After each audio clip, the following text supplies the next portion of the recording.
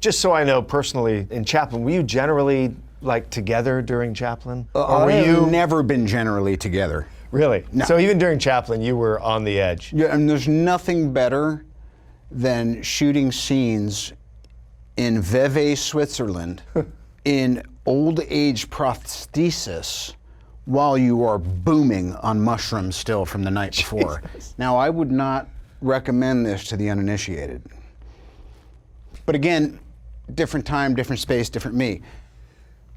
As far as the coolest letter I ever got was, I won't say where I was, prison. I got it from Jodie Foster, and she wrote me a letter about, and this was years after Chaplin had come out, about how that was still so relevant, Chaplin's life, the precision, the dedication, the what he had to do to be who he was in the epoch that he was such an innovator in, and such literally a genius. You can't not believe that Charlie Chaplin was a genius.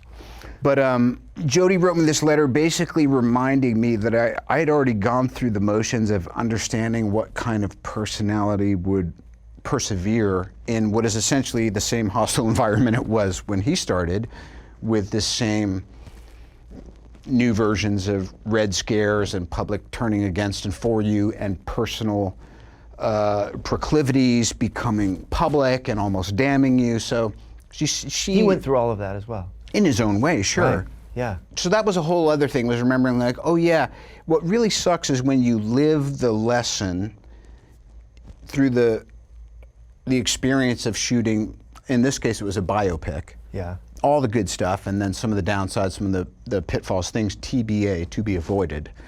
And then you blindly go and disregard all that data. Because for me, best case scenario is anytime I get onto a set, hopefully it's entertaining, it's fun.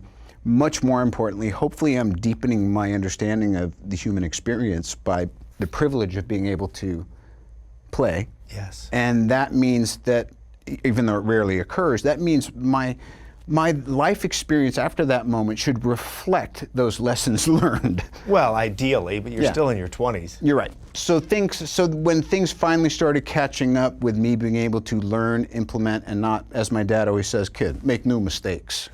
Once I was able to make new mistakes, which was in my late 30s, completely different ballgame.